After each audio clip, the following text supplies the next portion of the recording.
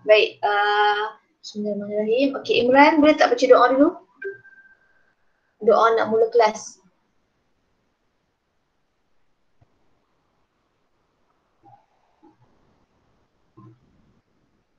Imran? Muhammad Imran.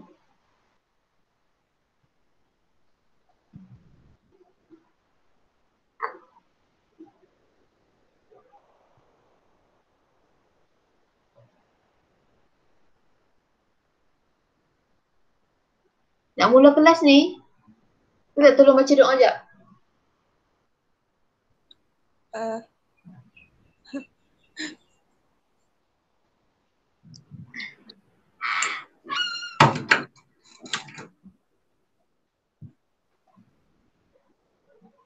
Imran, dengar cikgu cakap tak ni Imran? Imran. Nak suruh Imran baca doa. Doa nak mula kelas. Ya. Ya, Imran. Nah, baca doa Imran. Kita nak mula kelas dah ni. Bismillahirrahmanirrahim. Allahumma aftah alaina hikmataka wajur alaina min khalaini rahmatika ya arhamar rahimin. Rabbi zidna ilma wa Rabbi shrah li sadri wa yassir li amri wa hlul 'uqdatam min lisani yafqahu qawli. Amin. Rabbi zidna ilma warzuqna fahma. Walhamdulillahi rabbil alamin. Ni. Okey, terima kasih Imran. Baik. Okey, so kita sambung lagi untuk hari ni. Alright, satu topik yang terakhir lah untuk bab 4. Okey, bab yang berkaitan dengan imunisasi. Kalau sebelum ni kita dah belajar kan? Kita dah belajar tentang mekanisme pertahanan yang ada dalam badan kita, mekanisme sistem pertahanan dalam badan. Dia ada 3 kan? Okey, dia ada 3, kulit, sel darah putih dan juga antibodi. Jadi untuk satu topik yang terakhir ini kita akan berbincang tentang imunisasi. Okey, sesuailah dengan keadaan semasa sekarang ini yang di mana rakyat ataupun kita lah sebagai rakyat digalakkanlah untuk mendapatkan imunisasi untuk COVID-19. Okey. Jadi apakah itu imunisasi? Imunisasi ni ialah satu usaha, untuk memberikan daya tahan secara aktif pada bayi, kanak-kanak dan dewasa terhadap penyakit tertentu. Terhadap penyakit tertentu dengan memasukkan vaksin. Jadi maksudnya vaksin ini hanyalah dapat bertindak balas untuk penyakit tertentu sahaja. Okey, contoh kalau penyakit COVID-19, vaksin apa? Vaksin adalah jenis-jenis vaksin dia kan. Okey, sama juga macam penyakit tuberkulosis. Okey, penyakit apa lagi? Okey, maksudnya kita tak bolehlah nak ambil satu vaksin untuk semua penyakit. Tidak nak, vaksin ni hanya berkesan untuk penyakit yang tertentu sahaja. Okey. Jadi kamu tengoklah dialog antara pelajar dan gurunya. Dia tanya kan, dia tanya adakah vaksin selamat terutamanya pada bayi dan kanak-kanak. Okey. Jadi cikgu cakap apa? Okey, vaksin selamatlah. Okey, vaksin yang digunakan oleh KKM telah dinilai mengikut keperluan piawaian antarabangsa terlebih dahulu. Okey, sebelum digunakan kepada kita lah. Okey, jadi apa itu vaksin sebenarnya kelas? Okey, vaksin mengandungi antigen. Mengandungi antigen yang diperoleh daripada sebahagian ataupun keseluruhan struktur virus atau bakteria. Okay, virus atau bakteria yang telah dilemahkan ataupun yang telah dimatikan. Okey, antigen tersebut berfungsi untuk merangsang, ni dia punya keyword dia, merangsang sistem imun tubuh membentuk keimunan terhadap jangkitan penyakit tertentu. Maksudnya bila kita suntik dengan vaksin, bukan vaksin tu yang lawan penyakit kita lah, bukan. Kalau kita suntik vaksin, bila masa akan datang, bila kita dijangkiti penyakit tersebut, bukan vaksin itu yang akan melawan penyakit. Yang lawan penyakit tersebut masih antibody kita. Okey? Tapi kenapa? Apa fungsi vaksin tersebut? Dia hanyalah sebagai perangsang ataupun dia sebagai booster. Okey, dia merangsang apa? Merangsang sel darah putih kita untuk hasilkan lebih banyak antibody. Okey, sebab itu keimunan ini dipanggil sebagai keimunan aktif. Aktif tu sebab badan kita sendiri yang aktif mengeluarkan antibody. Okey, faham? Okey, oleh sebab itu bayi perlu disuntik dengan beberapa jenis vaksin yang berbeza. So setiap orang daripada kita ni minimum lah, maksudnya kita takkan disuntik satu jenis vaksin sahaja daripada kita lahir lah. Dia ada banyak. Jadi kamu tengok kat sini dia bagi kan. Okay, dalam buku teks muka surat 85 bawah ni, dia bagi jadual rancangan pemvaksinan di Malaysia lah. Okay. Sebab tu kalau kamu tengok bayi yang baru lahir, okay, dia ada satu buku tau. Okay, mula-mula masa mak dia mengandungkan dia ada buku pink dulu. Tu untuk mengawal kesihatan, rekod kesihatan ibu. Warna pink kan, pink. So buku itu dia akan mengandungilah kesihatan ibu, okay, BMI ibu dan sebagainya, tekanan darah, bacaan gula dan sebagainya. Dan ibu sejak dia mengandung lagi dia dah kena suntik vaksin. Okay, vaksin itu adalah vaksin ATT lah. Ni ATT, ni tetanus. Ibu disuntik vaksin ATT. 2 dos, 2 kali lah maksudnya. Okay, tu untuk mencegah kancing gigi ketika delivery, ketika melahirkan.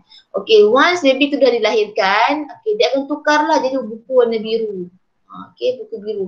So buku biru ni lebih kepada rekod kesihatan bayi lah. Kita pantau dia punya berat, dia punya ukur lilit badan, bahagian badannya tertentu dan sebagainya. Dan yang paling penting buku yang warna biru tu dia ada rekod vaksin lah. Nak pastikan bayi tersebut mendapat vaksin mengikut jadual yang ditetapkan. Okay, tak maulah terskip ataupun ada ibu yang terlepas pandang, anak dia tak cucuk kan. Okay, jadi kamu tahulah siapa yang ada adik ataupun siapa yang ada family. Okay, ada anak menakan yang baru dilahirkan, memanglah mereka ada jadual mereka sendiri kena pergi ambil vaksin tersebut. Okay, baik. So kamu tengoklah ni contoh-contoh imunisasi.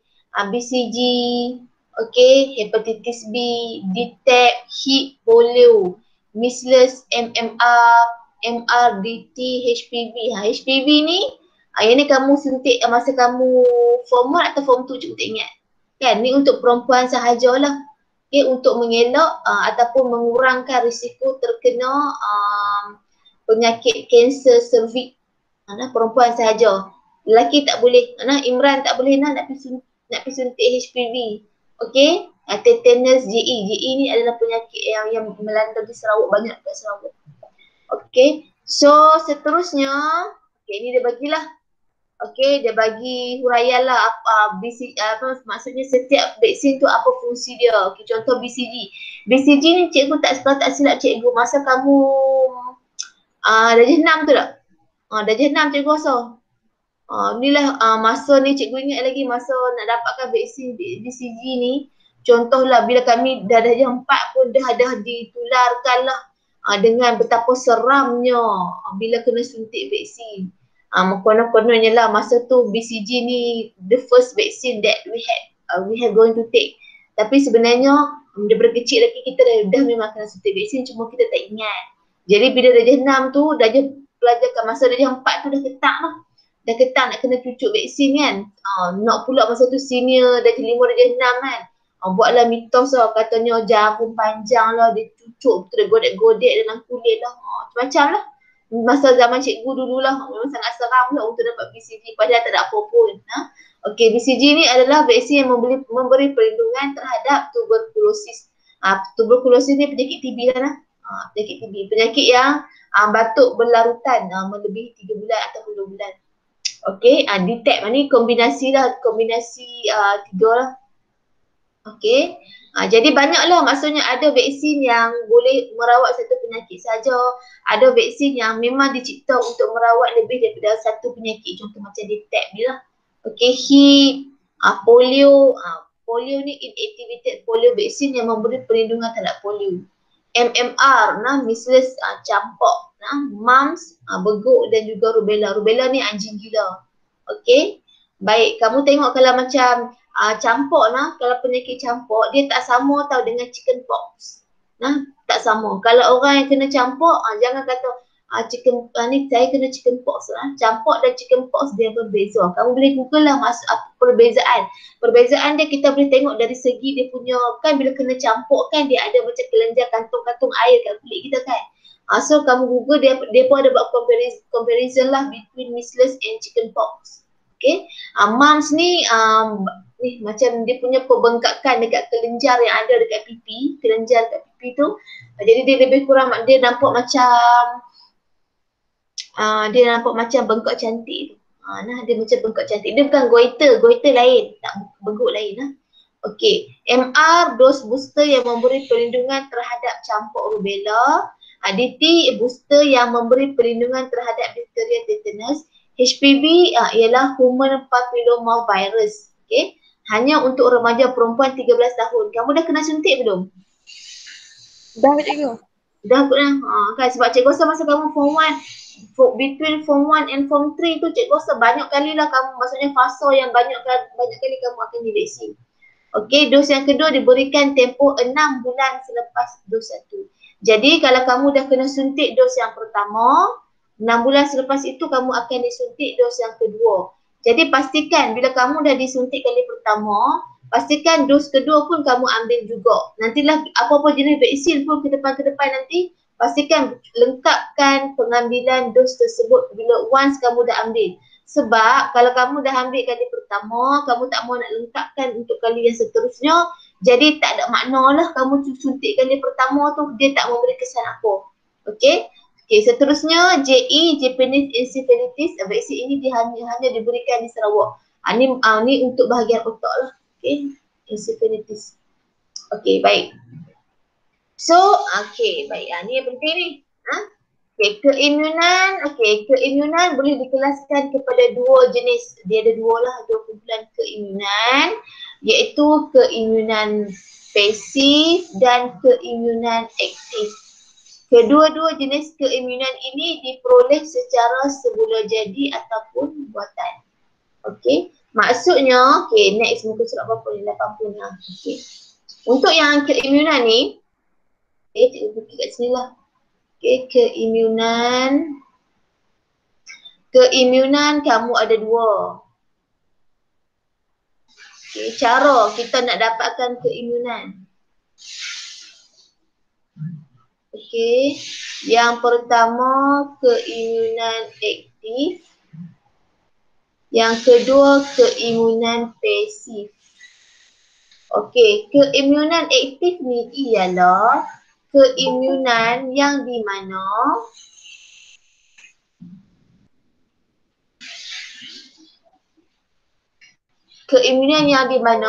badan kita hasil antibody. Okay, badan hasilkan antibody. Keimunan pasif, badan terima antibody dari luar, dari sumber luar lah. Maksudnya badan kita tak buat apa-apa. Antibody terus dapat daripada luar. Okey. Jadi kamu tengoklah di sini lah. Okey, so untuk setiap aktif dan pasif ni dia pecah dua pula. Okey, dia terbahagi kepada dua pula. Okey, aktif semula jadi. Okey, aktif semula jadi. Dan yang kedua aktif buatan. Okey, kawan ni pun sama jugalah. Okey, semula jadi. This one buatan. So kita ada berapa jenis keimunan kelas in total? 2.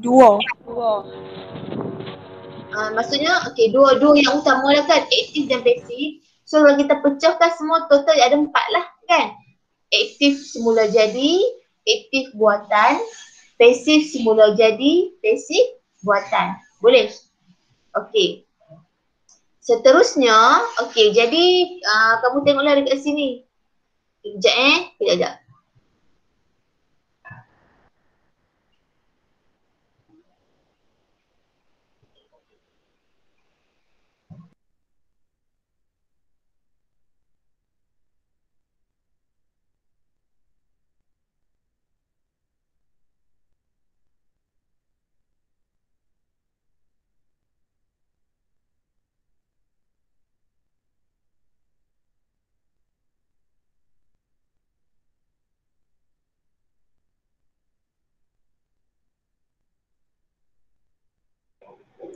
Okey, hello, boleh dengar tak?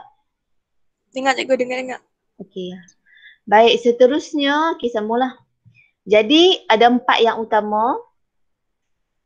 Aktif semula jadi, aktif buatan. Pasif semula jadi, pasif buatan. Okey. Aktif semula jadi ni kita dapat apabila kita selepas sembuh daripada penyakit.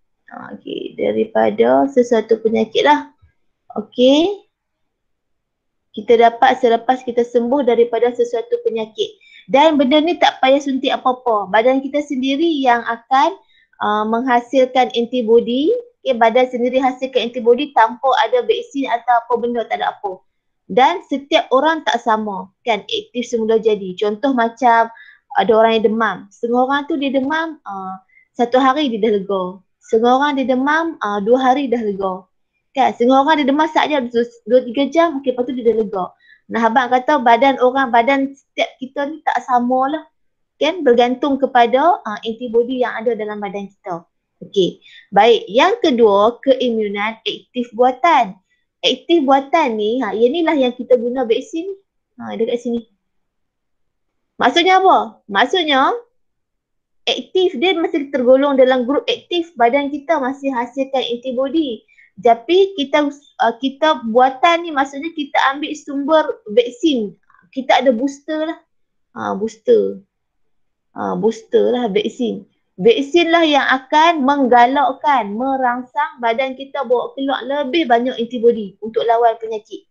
Sebab itu vaksin tergolong dalam grup aktif buatan. Dia tak tergolong dalam aktif semula jadi. Okey. Baik. Kumpulan yang kedua, pasif. Badan terima antibody dari luar. Terima daripada mana yang luar tu? Okey. Terima dari luar kalau sumber luar tu sumber semula jadi. Contoh yang ni, susu ibu. Kan? Bayi yang dilahirkan, yang baru dilahirkan, digalakkanlah untuk mengamalkan pengambilan susu ibu semula jadi. Sebab di dalam susu ibu itu mengandungi antibody. Okey, dalam susu ibu. Ataupun ketika dia dalam rahim lagi dia dapat antibody mak dia melalui placenta, uri. Boleh? Faham tak? Dapat antibody dari luar tapi sumber semula jadi, original maksudnya. Okey, susu ibu ataupun placenta ketika dalam kandungan. Okey, untuk yang pasif buatan, dia dapat antibody daripada luar tapi sumber buatan. Contoh kita pakai anti-serum lah. Contoh macam, katakanlah dia ambil sampel sesuatu binatang tu, didapati dia telah sembuh daripada sesuatu penyakit. Kan, dia sembuh daripada sesuatu penyakit. Jadi, dia pun ambil darah binatang tersebut, dia buat serum. Dia buat serum, jadi sekiranya manusia mengalami penyakit yang sama macam binatang tersebut, so dia akan disuntik dengan anti-serum lah. Okey? Okey, beza daripada dua ni, aktif buatan dengan pasif buatan, kawan ni kita guna untuk cegah penyakit. Maksudnya kita suntik sebelum kita kena penyakit tu. Kan? Macam penyakit ni COVID-19 kan? Bukannya seseorang tu dah positif COVID baru nak pergi suntik vaksin. Tak, dia kena buat sebelum lah. Dia cegah penyakit. Kenapa kena suntik awal? Sebab vaksin ni dia perlukan masa. Badan kita perlukan masa untuk produce antibody. Bukannya suntik-suntik tu tak, antibody banyak dalam darah kita, tak ada. Dia perlukan masa, sebab tu dia guna sebelum kita dapat kena penyakit tersebut lah. Okey, baik, anti-serum dia bukan cegah penyakit, dia lawan penyakit. Okey, dia lawan penyakit. Maksudnya dah kena baru pi suntik, baru pi ambil anti-serum tersebut. Duk saja-saja nak ambil tak boleh. Nah, tu beza depa dua lah. Okey. Baik, so kita tengok dalam buku teks kamu, dia hurai lah. Siap ada graf lagi. Okey, so kita tengok aktif dululah, aktif semula jadi. Okey, ni aktif semula jadi nah. Badan menghasilkan antibody sendiri apabila dirangsang oleh antigen lah. Memanglah bila ada jasad asing yang masuk dalam badan kita, dia ada bawa sekali antigen kan. Dia ada antigen sekali. Jadi badan kita dia akan detect antigen tersebut. Okey, antigen tersebut. Jadi terhasil selepas seseorang sembuh daripada penyakit dan keimunan ini berpanjangan selepas jangkitan. Makna kata lepas dia dah sembuh, dia susahlah nak kena pula kali kedua dalam masa yang terdekat, macam demam tu kan. Okey. So kamu tengoklah kat sini. Ni semasa jangkitan pertama. Okey, ni masa lah kan. Masa ni jumlah antibody dalam darah. Semasa jangkitan pertama, antibody yang dihasilkan disimpan dalam badan adalah rendah dan tidak mencapai aras keimunan. Semasa jangkitan kedua, antibody yang dihasilkan melebihi aras keimunan dan keimunan dicapai. So kita hanya mencapai keimunan selepas jumlah antibody dalam darah kita melepasi aras ni. Okey, kalau macam ini tak lepas lagi lah. Ini baru okey. Okey, boleh. Ni aktif semula jadi. Kemudian kita pergi pula aktif buatan. Aktif buatan yang vaksin lah. Okay, keimunan aktif buatan. This one. Okay. Keimunan aktif buatan. Okay. Terhasil apabila vaksin yang mengandungi patogen yang mati atau dilemahkan lah. Yang mati ataupun dilemahkan. So esok kalau soalan tanya apakah itu vaksin? Inilah jawapan kamu. Patogen yang mati ataupun yang dilemahkan. Patogen tu pula dua saja nah. Virus ataupun lagi satu apa? Lagi satu apa kelas? Selain daripada virus, ada dua. Bakteria. Tak semua nak alga, tak ada. Protozoa tak ada. So virus atau bakteria lah. So disebut patogen. Dimasukkan ke dalam badan dan sistem keimunan bergerak balas dengan menghasilkan antibody. Keimunan berpanjangan selepas jangkitan. So tengoklah rajah dia. Nampak tak kan? Ni pernah lah. Ni soalan kan. Okay. Dia bagi gambar rajah, dia bagi graf kat kita.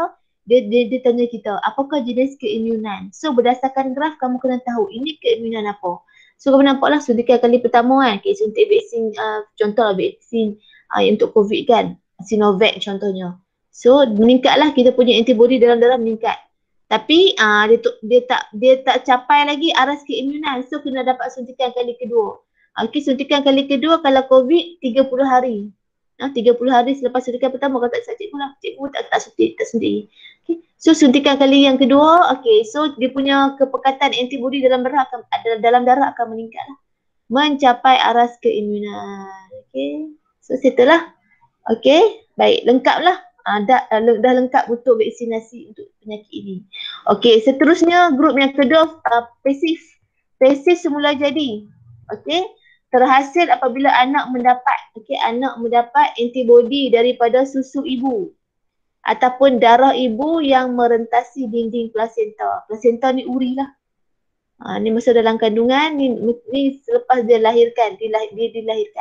Sebab itu penyusuan susu ibu digalakkan untuk 2 tahun pertama anak. Okay. Keimunan adalah sementara. Dia sementara dan singkat kepada bayi, iaitu dalam tempoh beberapa bulan pertama selepas dilahirkan. So selepas tu dia tak boleh bergantung sepenuhnya lah kepada susu ibu. Sebab tu digalakkan kalau macam cukup 2 tahun, orang panggil apa? Wean off. Wean off ni kalau dalam bahasa kita yang kita apa? Lah susu lah. Kan tengok mak-mak kita kan. Okay, dia akan cuba untuk wean off lah susu. Maksudnya tak bagi anak tu minum dah lah. Cukup umur 2 tahun. Kan dalam Islam kata macam tu kan. Okay. Baik, so nampak graf dia kan. Okay, semakin bertambah masa. Okay. meningkatlah antibodinya. Okey, tapi dia akan berkurang. Dia tak kekal, dia sementara sajalah. Okey. Baik, seterusnya PESI buatan. Okey, antiserum. Antiserum disuntik ke dalam badan pesakit. So antiserum itu yang akan melawan patogen. Badan tak buat apa-apa. Antibody badan tak buat apa-apa. Antiserum yang akan melawan patogen penyakit tersebut tanpa mengganggu sistem keimunan pesakit. Okay, so apa itu antiserum? Dia adalah sejenis darah cecair jernih yang mengandungi antibody untuk mencegah penyakit. So kesan dia segera, on the spot, terus dapat kesan, tetapi kelemahan dia sementara. Dia tak tahan lama lah. Okay, dia tak macam vaksin. Okay. So kamu nampaklah suntikan antiserum kali pertama terus meningkat, kan, kepekatan antibody dalam darah meningkat, tu turun balik sementara, kan. Segera sementara. Suntik pula kali kedua, segera sementara. Okay, dan benda ni berulanglah sampailah kita sembuh daripada penyakit tersebut. Okay, faham tak 4 keimunan ini?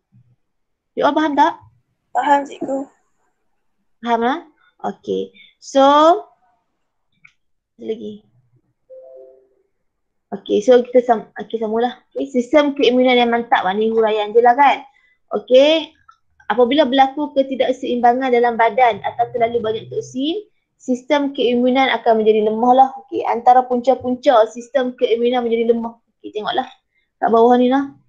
Ni punca-punca kita punya sistem keimunan badan kita lemah.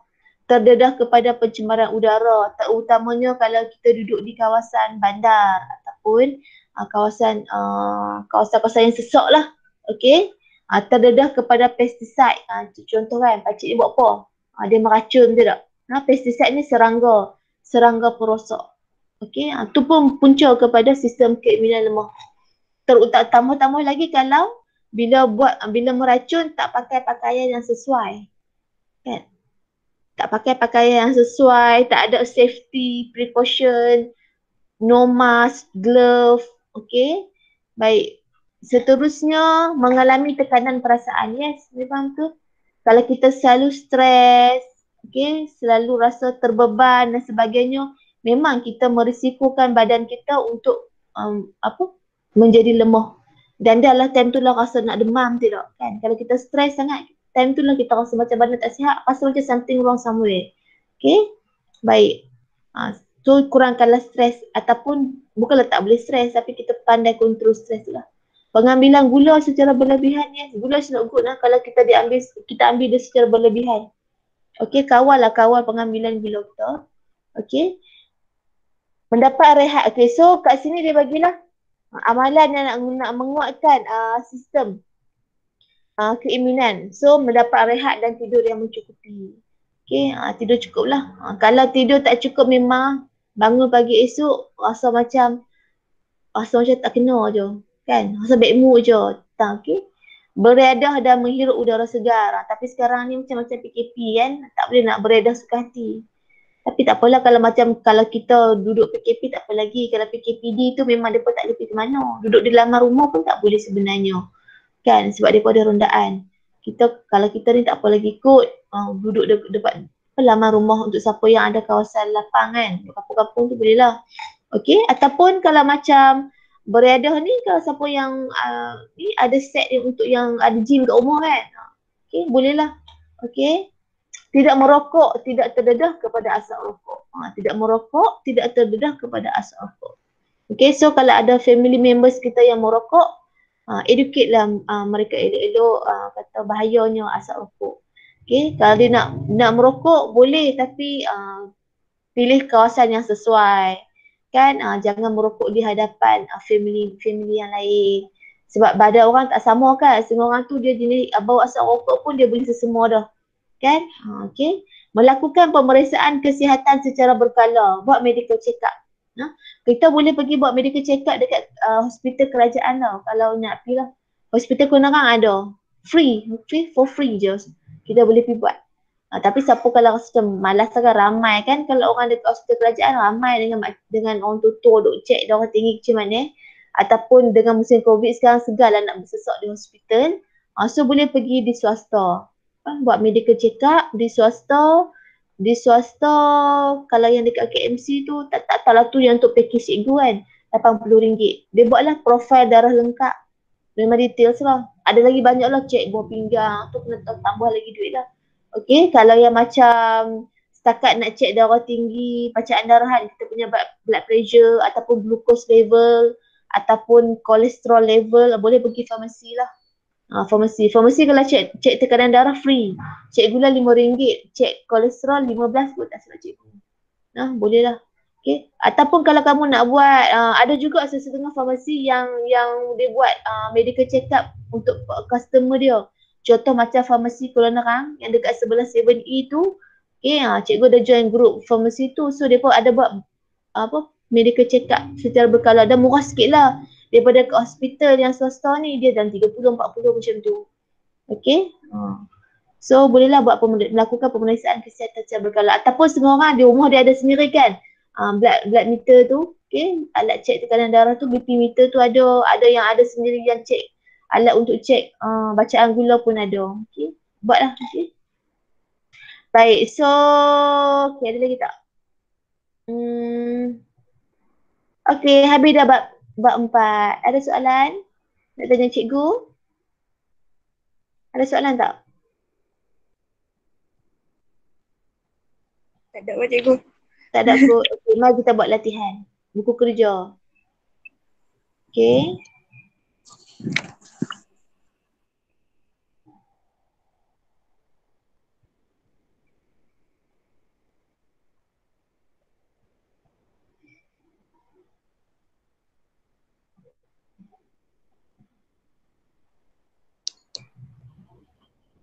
Okay, kamu buat latihan yang kita belajar hari ni dulu nah. Okey cikgu.